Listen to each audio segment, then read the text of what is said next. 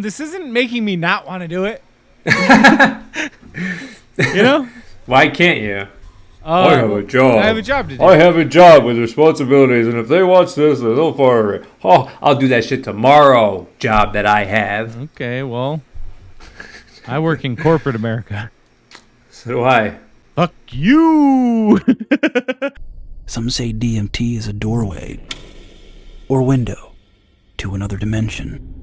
DMT was very much like somebody kicked you, like beat you in the head with a Dave and Buster's. That's what it's like. It has a very kind of a booty carnival type of dirty, magnificent, colorful. It's like God hit you with a mirror, but he hit you hard and he hit you fast.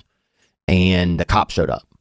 And all that, and the cops are from heaven and hell, and it all happened in a matter of minutes. And you end up fucking sitting there talking to like an oyster or something, just some shit that you're like, I don't know what this is, And they got a koala over there, and he's puffing Winston's, bro. He's doing his best, and he's out of work probably. DMT was like somebody took a pinball machine and buried you in it. They opened the glass up and put you in there, and the game is still going on. There's still somebody hitting the paddles. The balls are scooting around, and it's multi-ball. Somebody accessed a multi-ball. So they're all, and then you're just laying, and they put the glass back on, and you're laying in there, face down. That, to me, is DMT. That's what DMT was like. It's a couple minutes. You come out of it. You're in Maui. The guy who's doing it with you, you met at a smoothie stand. He's a good guy. He gave you some magnesium. It is what it is.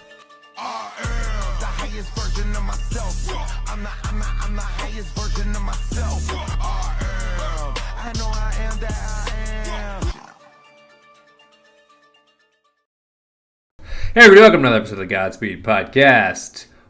What is up with your mic? It's all about my face. Oh. What's You're up? used to having... No. Nothing. No. Not much. What's going on? No. What's going on? No. What? Don't do it, you son of a bitch. Don't. I didn't do anything. I You're moved starting on. early. I moved on. You're starting early with the... All moved on. All right. Guess what? Guess what this week is, bud? That was close. It was Guess close. what? What's up? Guess what week this is? Guess where I'm at. Oh, erectile dysfunction week. Guess where I'm at this week? Erectile dysfunction week. Vegas, baby! What day you get in? Wednesday. I already know that. Staying at the Trump. I'll be staying at Trump. I'll make You sure wear that hat? I'm gonna wear this hat when I walk up in that bitch. All right. Okay. Just so everybody knows, I'm not here to explode my car in the fucking valet parking lot. Oh, and he doesn't have a Tesla anyway. Well, He doesn't drive a microwave. no, I drive a Mercedes. Mercedes. Hey, Joe. What are you doing, bud? Still growing that out, huh? Yeah. It's coming in nice and thick. Yeah. Sears is getting a little longer. Trying to be Santa. Yeah, I figured I'd dress up this year. All right. Nice. Okay, what's going on with you, man? Nothing. Just chilling. Okay. Erectile dysfunction week this week in Vegas. Yeah. What is EDC really? Electric Daisy Carnival. Really? Yeah. Electric Daisy Carnival. Carnival. Electric Daisy Circus? I don't know. Carnival or circus? Those three words don't go together. They do if your dog's name is Daisy and Oh, you changed the middle name, the middle word? No. It's dance, isn't it? No, it's Daisy. Electric Daisy. Electronic dance. Nope. It's I bet you it's electronic dance. What do you want to bet? Well, I'm gonna check right now. I got you son of a bitch. I'll bet you my shirt versus yours. Electric Dance Carnival. Daisy, you son of a bitch. It's dance. It isn't. It's dance. You're gonna go dance. Well, I am. Oh, it is Daisy. Yeah. This fuck. Why did it come up when I typed in Electric Dance Carnival? It came up. Because you typed in what you wanted to read. But it came up. I don't know, dude. What the fuck? I'm not in your computer space. So let's get this pony horse in the show road. Okay. All right. First video. DMT is a naturally occurring chemical that is found inside every living organism, and it is one of the most potent psychedelics known to mankind. DMT is widely regarded as the most intense psychedelic experience attainable through the use of drugs. The experience lasts 5 to 10 minutes, with an average dose being 25 through 50 milligrams. It is often nicknamed the businessman's trip, because if you wanted to, you could go to your car on your lunch break, experience a DMT trip, and then come back to work feeling sober. Because it is found inside every living organism, technically you can extract DMT from anything. But some things have more DMT than others, which is why the Mimosa hostilis, whose root bark contains a significant amount of DMT, is the most commonly used source for it. DMT is considered a drug, but I don't think it belongs in that category. DMT is an endogenous chemical, meaning your body produces it naturally. This means your body knows exactly what to do with it and how to process it. The way DMT works is when you inhale DMT smoke, the DMT molecule gets absorbed into the vein capillaries inside your lungs. From there, it is carried up to your brain. At the center of your brain, you have a region called the pineal gland, or pineal gland. It is often referred to as your third eye or your psychic antenna. Inside of your pineal gland, you have DMT receptors. The DMT molecule connects to those receptors, which causes you to experience the trip. After a few minutes, your liver begins producing enzymes designed to break down the DMT molecule. This is what causes your DMT trip to end. After your trip is done, it is important to note that you have a 1 hour long tolerance. This means you cannot use DMT for 1 hour. If you did, it'd be a waste and you'd only feel a fraction of the desired effect. The reason why you have this 1 hour long tolerance is because the enzymes designed to break down the DMT molecule are still up there in your pineal gland. So if you send DMT molecules up there, they would get broken down before they could even have a chance to attach to a receptor. This is why you must wait 1 hour for those enzymes to flush out of your system, allowing your pineal gland to receive DMT. Due to the way your body processes DMT, the potential risk of harm is very minimal. Each person's body is different and can have unique reactions to things, so as for any substance, the potential for harm is always there. But generally speaking, in a healthy individual, DMT does not have any harmful effects. The only caution is to not panic and to not forget to breathe. If you catch yourself panicking during a trip, just focus on your breath and be assured that you'll be back to normal very shortly. The body high will hit you suddenly and all at once, and it will hit you in about 5 seconds after taking your first hit. You will get an overwhelming feeling of intense pleasure, and it will feel warm and comforting. The visuals will range from intricate geometric designs to actual places and landscapes. You may even make contact with an entity and possibly get some answers or advice. Of course, this doesn't even begin to get close to describing the insane and impossible things you see on DMT. I've seen mushroom and acid visuals depicted in movies and cartoons, and some of them actually do a pretty good job at showing you what someone's visuals would be like. But no cartoon or movie will ever be able to capture the magnificence of what you actually get to see on DMT. Even for an experienced psychedelic user, after the first time you try DMT, it will blow your mind knowing that your brain is capable of experiencing such things. It will feel like discovering magic. Many people experience breakthroughs and philosophical epiphanies during the trip. Many get answers to questions and are able to process repressed traumas. And some just have a really good time. Either way, there's something to have gained from having this experience. It is believed that the place your mind goes to during a DMT trip is very much a real place and not just your brain having a sensory overload. There are many reports from unconnected people from all over the world, describing similar accounts of their trip experience, the things they saw, and the beings they have encountered.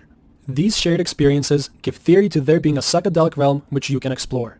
An organization called MAPS, which stands for Multidisciplinary Association for Psychedelic Studies, is currently doing research which aims to explore and map out the psychedelic landscape. In 2 books, DMT the Spirit Molecule and the more recent Inner Paths to Outer Space, psychiatrist Rick Strassman states that both he and the volunteers in the DMT studies felt that the most intuitively satisfying explanation for these experiences was that DMT somehow allows a person to perceive genuine parallel realities inhabited by independently existing intelligent beings. What sticks so far? Have you ever done the? No. Okay. Never done DMT. It's definitely interesting because, right? People have been using this shit for a very, very long time. Yeah. Like ayahuasca. Well, yeah, But- and that's a whole different thing, but same, but different, right? But shit, people have been using ayahuasca for a extremely long time. Like tribes and shit, right? So Yeah. it's weird that they knew how to, like, these old ancient tribes knew how to use and cultivate this drug to make you have this intense psychedelic experience. Just kind of weird Yeah. how they know how to do all that. And what is it really like during the trip? Like, what is it? Yeah. I've never done it either. I want to know how they I figured would. it out. Yeah? You do DMT? Oh yeah, that's the only other drug I would ever do. Ayahuasca? I heard it's not as good as DMT, so why do something less? I heard it's same but different. Better even. I heard it wasn't nearly as much. It's a more longer drawn out experience. Okay. Whereas DMT is like 20 minutes. 5 to 20 minutes, yeah. Yeah. Yeah, I've done my research. Like, I've looked into it. Obviously, a lot of some of the people I listen to talk about it. Yeah. So I've rabbit holed it a little bit, but never has it crossed my path. Okay. For sure. I've never heard of it anywhere either. Okay. It is inhabited by entities, is the only word to describe them. And they are, as I've said many times, they are like jeweled, self-dribbling basketballs. And there are many of them. And they come out of the background and they present themselves to you. They're literally vibrating up and down with excitement. They're faceted and rotating. And they see you as clearly as you see them. They even greet you. Some of you may recall the old Pink Floyd song, "The Gnomes Have Learned a New Way to Say Hooray." I can't think of his name. Okay. I like it. I like his vibe though. Yeah. Yeah. He's like one of the, from my little bit of research for this episode, he's like big in the DMT thing. Like, Okay. yeah. So one guy previous mentioned MAPS.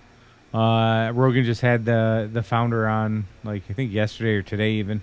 Okay. And that guy's deep in the psychedelic space as well, trying to get all the restrictions lifted, and even in other countries than ours now, to help like soldiers with PTSD and stuff, because it's shown that MDMA and psilocybin have great benefits with people with PTSD and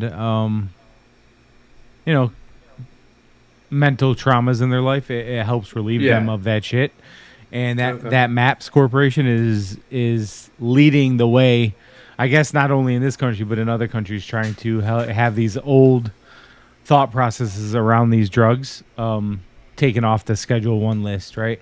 So Schedule 1 means there's, if a drug is ruled Schedule 1, it has no medical use whatsoever.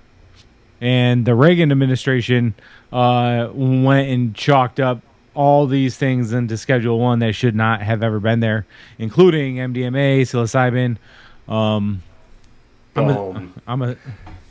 I just got the answer. Marijuana was even Schedule 1 for a very long time. So I just got the answer from an episode 13. Okay.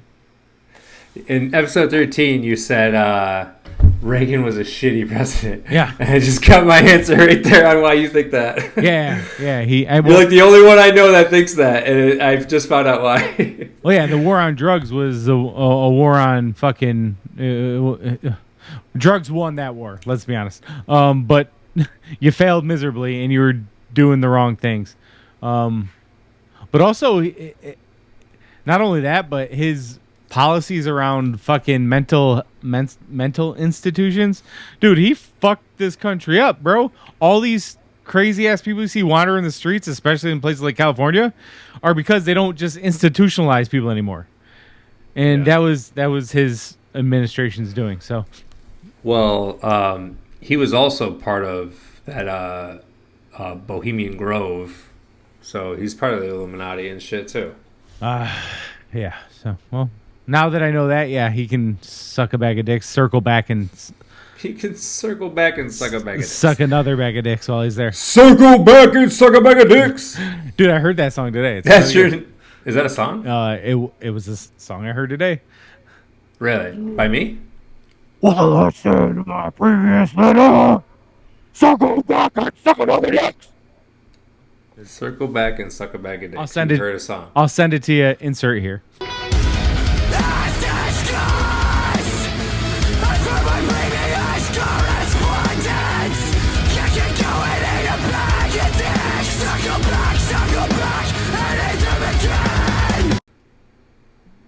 Jeez. All right, next one. Okay.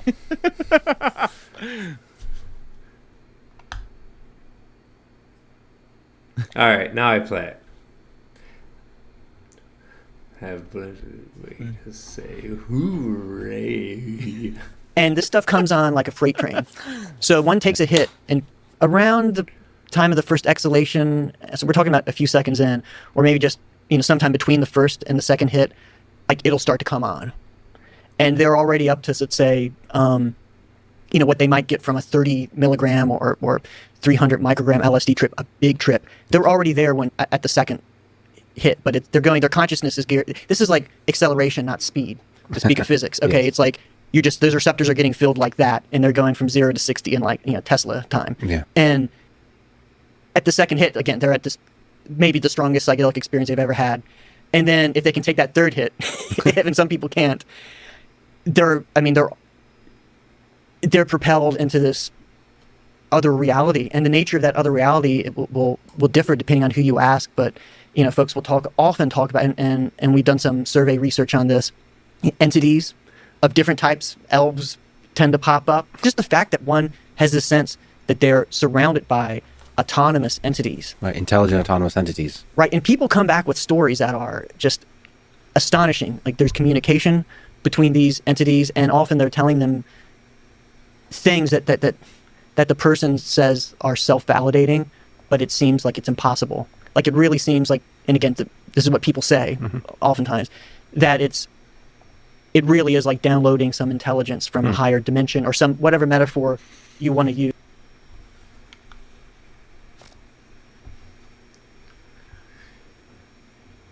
So, do you think the entities are real, Dave?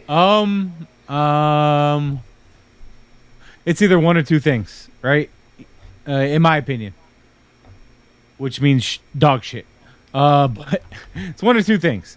Either the entities are real, and when you smoke DMT, you unlock, like how we're in the Matrix, and we see what we're programmed to see.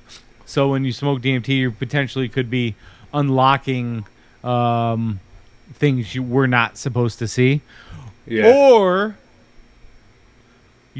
our brains are so advanced and muddled down right now by everything that we've been taught and fed, and whatever the case may be, that when you are having that psychedelic experience, it lets your brain free or loose, so to speak.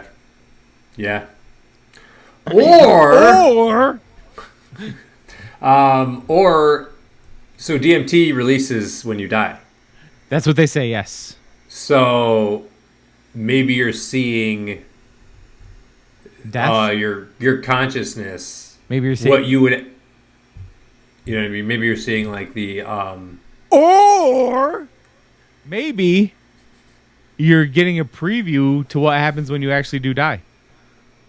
Like maybe that's the afterlife, where we go. Yeah, could be. Yeah. Could be. Everybody sees the same thing, which is weird. Like if you're tripping, you're not going to see the same thing. Right. It's going to depend on what you've done that day, or what you're around, or everybody. Not everybody, but most or a lot of people I've heard talk about it all have similar experiences with similar things. Yeah. Which leads me to believe that maybe we're unlocking some different consciousness or realm that we didn't know we could without the use of it. Yeah. Yeah. I'm with that one. There's different types of DMT, correct? What do you mean? There's DMT that they get from like the plants and whatnot, and then they're in that your brain produces. Then there's this thing called 5-MeO DMT, which is a even more potent version of it, which has people have died from it because it fucks them up that bad. But you get that from the Sonoran desert toad, which these toads only come out when it's raining in a specific part of Arizona or the Sonoran Desert, which I'm assuming probably goes into Mexico too. But when it rains, these toads come out and they have these like zits or pus pockets on their face. It's toxic, right? And that's why they say don't let your dogs out in there when it's raining in this area, because if your dog get one and plays with it, the toxin or poison can kill the dog. But if you catch that toad and like pop its pus pockets onto like glass and let it dry, and then like scrape it off the glass and smoke that, it's 5-MeO DMT, which is even stronger than like what you'd get from a plant. I'd just rather do the plant one. I mean, I'll do the plant one. And there's videos of people doing it on YouTube, and it's a much different experience than what they show you from doing the plant one. Like these people lose it for 20 minutes. Yeah, I don't want that. I don't want that shit. I'm not trying to do drugs. I'm just trying to see, like, everybody sees the same shit. That's what got me intrigued. Yeah, it's definitely it's definitely an interesting concept, man. Yeah, I'm intrigued as well, but I don't do drugs. It's not a drug. Drugs do me. Drugs do me. Next video. I got someone who was blind from birth to smoke DMT. Okay. A post by That One Guy 1001 on the Shroomery forums 8 years and 5 months ago. I had what is probably the greatest experience I've ever had today, and it wasn't even my own. I had a couple points of bundleweed DMT saved in the fridge for a while for this very day, not knowing when it may happen. My buddy Cody was driven up here for Christmas by his brother yesterday. He is congenitally blind from birth. He was born with a type of disease that I cannot pronounce or spell, and he is a frequent cannabis smoker. When I got up this morning, he had a small breakfast of fruit, and then I removed the DMT from the fridge and explained to him what it was, as well as the process, and that I had a theory. His visual cortex is completely intact. It's just that he doesn't actually have eyes that work. So, in theory, he should be able to have a DMT experience with his own mind. He has never had any true psychedelics before today, as the duration of the experiences puts him off from it. My theory was that, never having had the experience of vision, he would not be able to describe what it was that happened, but I would be able to tell if it did based on his reaction. So, I convinced him it was worth the 10 minutes it takes, and convinced him he would benefit from the experience. And if not, well, hell, it's only 10 minutes. I helped guide him down to my pond. I set up some lawn chairs, as it was in the upper 50s today and sunny. My pond. Felt really nice. I loaded the bowl, gave it to him, and helped him light it. He took 3 huge rips, holding each in probably 20-second bursts. Now, Cody usually holds his eyes closed. The only time I've ever seen his eyes was when I first met him. He has to actively try to open them, because it's a movement he almost never does. He does not have the muscle memory for it, so it takes effort for him. As soon as he let out the last hit, his eyes opened. Not just open, they shot wide open. He leaned onto his knees out of the chair. How he could even move, I'm not even sure. But he started sobbing, and he cried for about 10 minutes. As suspected, he cannot say anything but one word about the experience.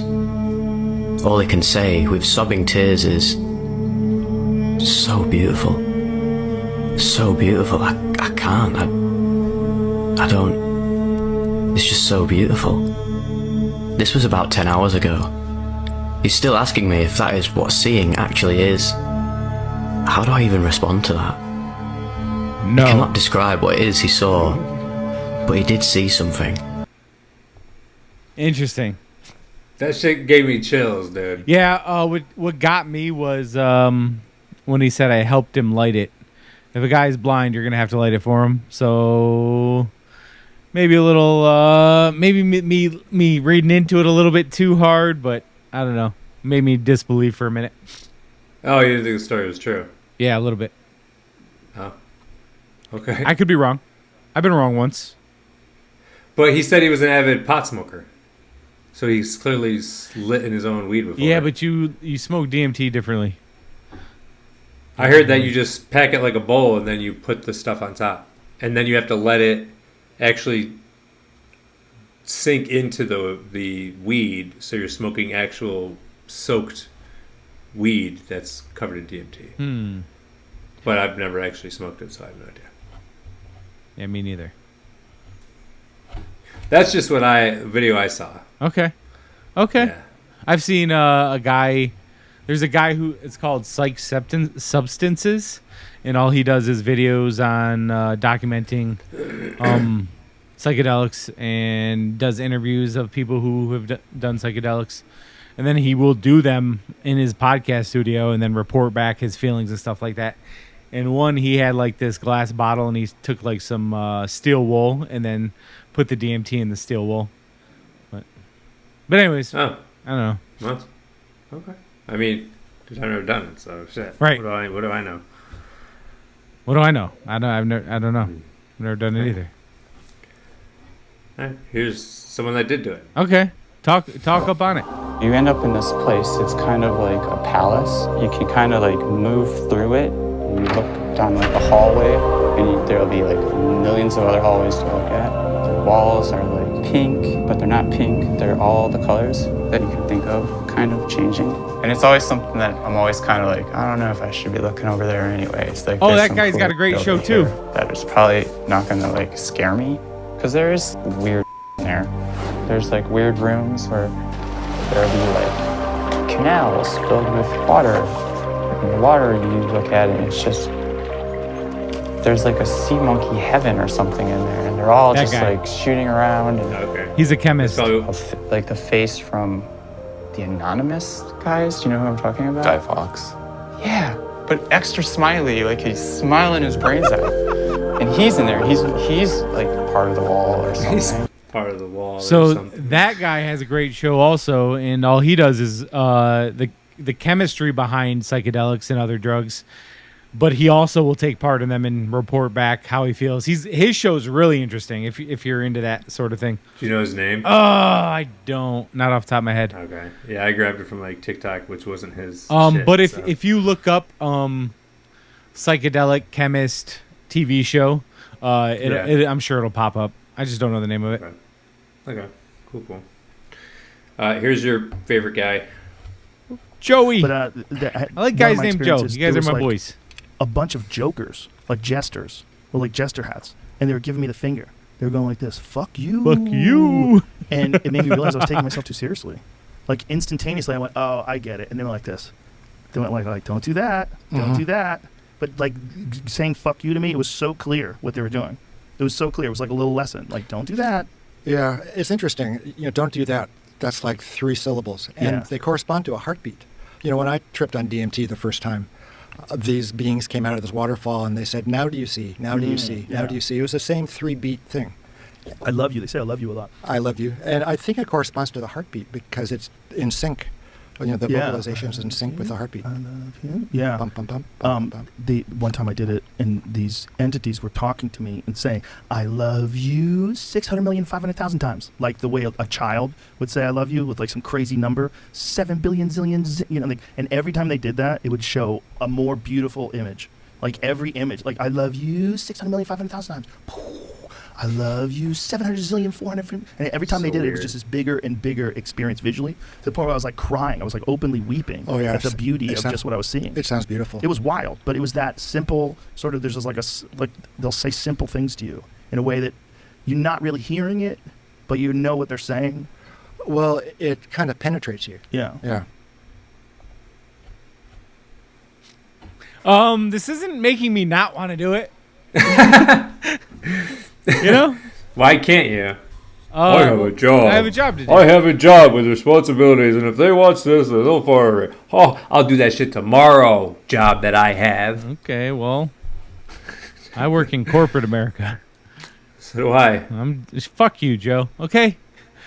Fuck you. I just be myself. Yeah, I know. There's 8,467,000,000 jobs out there. That's true. Wouldn't be me. Do you, boo boo? I will. Okay. Why are we saying a bunch of different words? All right. Okay. Here's another crazy thing about DMT. Apparently, if you do DMT and you shoot a red laser, I said, Jamie, if you see shoot a red laser, you see the matrix, you see code. Yeah. And everybody sees the same shit. Really? Everybody. Not only that, but if you get above the laser and you look down, yes, you see layers of code. Yes. Check this out. Also, Chase Hughes, I just saw a video of him saying he saw it too. Yeah, this is on Chase Hughes. Is he a famous scientist or something? No, he was just on the podcast though. This guy was? Yeah, he's a mind control expert that explains psyops and how. I've seen it on Instagram, and I heard you and Danny talking about it. So you've done it. Yeah, I saw it on Instagram and flew Danny to my house right away. Like, break this down for people because it got shared amongst my group, and it's like, what the fuck? Exactly. And that's the only question you're still going to have after you see it. It doesn't answer any questions. It just invites a lot more. Yeah, nothing else. There's code. Absolutely, there is code. So the code's not like spinning there. It's like, it's literally like kind of written out static? It's static. I can move the laser up and down and see all of the letters, but it's like 3-dimensional. So I can get close to the wall. I can look down inside of the laser that way, and I can look up in the laser that way. What's your best guess at explaining that? I would be a fool. Okay. We can just leave it at that. Can somebody write the code down? Consciousness that we're projecting. They just discovered this. Well, that's just one dude. That's like the most, all the other guys are like stoner dudes. You know what I mean? I wanted to show like this dude. He seemed to have a little more intelligence a little bit, or a little believability, you know? Yeah. But everybody sees the same shit. They see the fucking matrix, the numbers, the code. Isn't that fucking life-changing? You saw that Tom Campbell interview that I did, right? Yeah, I love that one. That was one of my favorite ones. That one's nuts. Yeah. That one's nuts. Yeah. When he's explaining to you that consciousness creates reality. It just... And part of me thinks maybe we're really just all part of that simulation, man. I don't think it's simulation. I think it's... Okay, so when people say simulation... there's always like a we're stuck in something by someone else. Yeah. I think we're in a simulation in the terms of there's one consciousness, we're all part of that same consciousness, and that one thing created everything. So we're all one, so this isn't real. Like once we die, I think we wake up. And it's way more real when we wake up than what is now. You know what I mean? So I don't think it's like a simulation where it's a bad thing. I think it's a learning knowledge. Life is an experience that we've decided to do. We've decided to come down here and do this shit. Yeah, could be. Yeah, but that's my version of. But I still think simulation. Dude. Every day, something happens, and I'm like, this is so. Yesterday, somebody said something to me, and the words popped up on my screen, like in the exact same way that they text me it. That shit happens to me all the fucking time. Simulation. I'll be like simulation. Yeah, dude. Yeah, dude. Like I'll be walking by a street sign, and the street sign will be right there, and then I'll fucking have the radio on it, and they'll say the fucking thing that I just saw on the street sign. Simulation. Yeah, like weird shit. Yeah, but I also think we manifest our reality. So simulation. There you go. That's what I'm saying. We're in the That's fucking why Matrix, bro. I think it's. I don't think it's a harsh Matrix, though. I think we're in a. We decided to be here, and we're living this experience to experience something different than. Anyway, who knows? Who knows? I guess we'll find out when we die, or when we finally find some DMT. Well, that's a whole different. I thought you couldn't do it, corporate America. Well, I can't. You can't find that shit anyway. Who the fuck sells DMT? I have no idea. It's not like an Apple store like weed is now. Mm-hmm. So you would never do this ever? Yeah, I would never do it ever. I have people in Vegas I might know. They could find it. Well, a couple people. If you do it, report back. Let us know. Sure, I'll report back. Okay, bud. Okay, buddy. Hey, can I be there when you do it? Sure. That'd be cool. I'd like to Sherpa you through it. Sure. I've actually, my assistant and I've been talking about moving to Jamaica and opening up a psilocybin clinic. Oh. For people with PTSD to come vacation, but also go on. Why Jamaica? Because the legalities of it are much looser there. Oh, where would you live? By the beach, boy.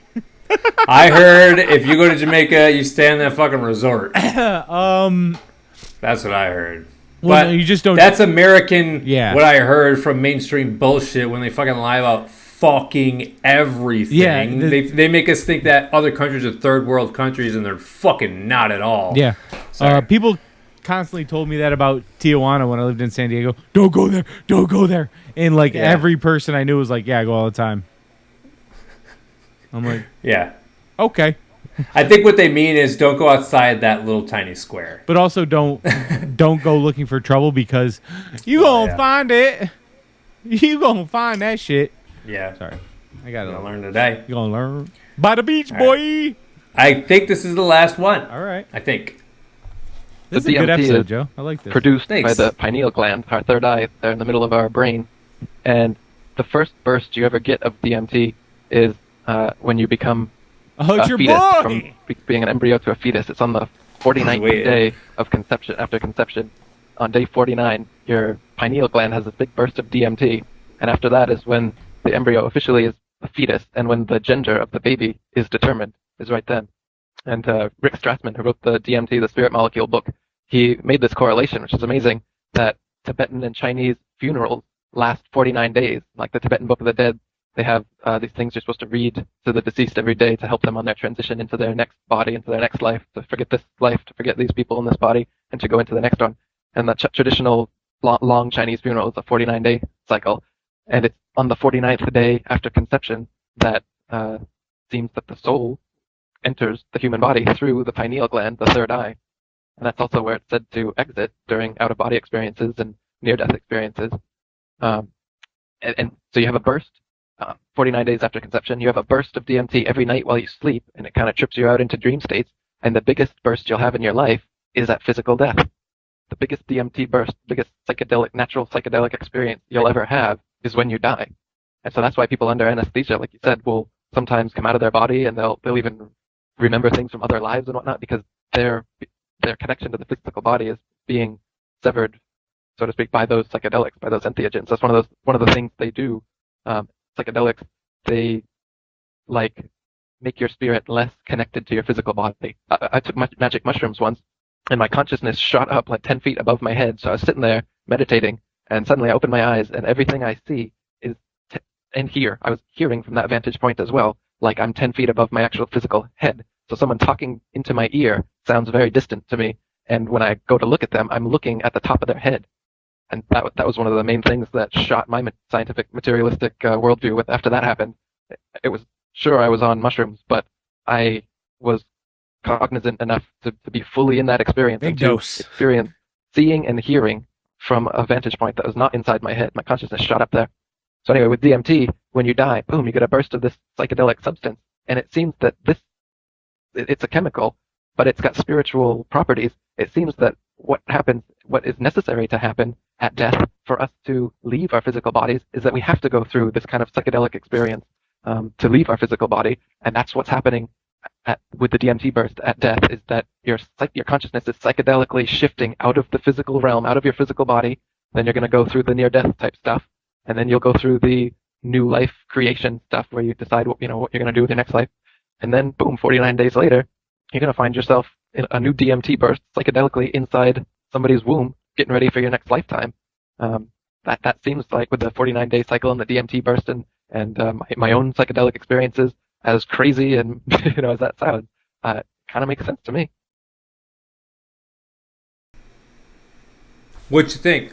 I say it all the time. It's very, very fucking interesting. It's weird to me that everybody has similar experiences or similar visuals and interpretations of their psychedelic trip. Very intriguing, man. It's very, very intriguing. Maybe someday I'll dabble, but you remember it was an episode we had like CIA declassified CIA documents about the gateway process where you could leave your body at night. Oh yeah. In astroplane and travel other places. Yeah. So I have that. I have all the audio parts. I have like the PDFs and shit like that. And I actually started it last night. I did the first one last night. Okay. When I got to part 2, I fell asleep. But it's like you have to wear headphones because like it'll do different sounds in the ears, and like it hemi-syncs your brain. Like it'll do a tone, and it'll show you that the tone is solid. It's not like ooh, it's just ooh, you know what I mean? Okay. And they'll do one in this ear, it'll be solid, and then they do them both at the same time, and it like messes it up. Like it, and when it does that, it hemi-syncs your brain, and it's supposed to like completely like just relax you and like help you think of nothing at all, and like so you can try to leave your brain. So this is the first one. It's called orientation. Well, not orientation. It's after orientation, but I don't know. We'll see if I can do it. Astro travel. Bro, they're brainwashing you, dog. What do you mean they're brainwashing? They're brainwashing you with that shit. How? You don't know what they're doing. This is from this declassified CIA documents. Okay. That they did the studies at that school. All right. Well, people were actually doing it. Okay. So. Well, you gonna come visit me on your trip? Sure. Bro, if I ever find out how to do it, I'm gonna be like the next day. I'm gonna be like, yo, put something weird on your living room coffee table or something like that. Okay. And I'll come to your house and I'll tell you what's there. Okay. Yeah, I like this. Yeah. I don't know if it works like that, but no, I think it does work like that. I've heard people talk about it. Yeah. Interesting. Yeah. Well, this was great, man. I like talking weird stuff like this. I know you do. You could make every episode like this, probably. You could. I would be into it. I'd be like, yeah. You could. If you want to do the episodes. Why you gotta be a dick? I'm not. You gotta be a dick about it, bro. Oh my god, dude! I have like white tan lines. Do you do this? So when I'm outside, I'm probably doing that because of the sun. Yeah. But, anyway, all right, that's all I got, homie. So you'll never do DMT ever in your life. I didn't say that. I don't know what that was. Why are you flipping a knife at me, Brad? So you never would while you work for corporate America. So when you're 65 and retired, that's when I'll try it. GameStop's gonna pop before then, and you'll be my personal driver. Fuck yeah! My personal driver. Can't wait. You'll be my personal chef, and all you have to do is cut fruit. Can you hire somebody else for that? I'd rather drive. Nah, bro. Especially jackfruit, yo. That shit sticks to your hand. Your hands get all sticky. Let's hire somebody else. I'll just drive. I don't need to go anywhere, bro. We're gonna go everywhere. I'm gonna have my own land, bro. Right, but we're gonna travel abroad. Oh yeah, and we're gonna do a whole new kind of podcast. It's not gonna be a podcast. It's gonna be an adventure show. Dude, you could get me my pilot's license, and I can fly us. And I'm gonna prove every single freaking conspiracy right, especially when you become a pilot and realize that the Earth is flat. You're retarded. You got a new watch today, bud? Yeah, it's I'm gonna gift it to somebody because it's. Oh, that's the one you're giving me. Because that's their favorite color. But oh, you're a sweetheart. Thanks, bud. Yeah, man. You like orange, right? And you like oranges. That's true. That's true. I just drank some orange juice before we record. Look at that. For sure. All right. Well, this has been fun. I will see you in a few days. I will see you there. I will see you at another time. All the time, some of the times, all the times. Sure. Godspeed. Godspeed. You've reached the offices of the Godspeed podcast. We are currently closed. Please leave your information and someone will return your call within 24 business days. Thank you. So 30 seconds after having this third toke, he began to hear a hum, which started rising in intensity. Its tone kept increasing more and more until suddenly McKenna was launched out of this reality and into what he called hyperspace, which is very difficult to explain if you haven't been there, but it's basically like a higher dimension or something along those lines. Eventually, he was transported inside a dome, which he said felt like it was hidden deep underground.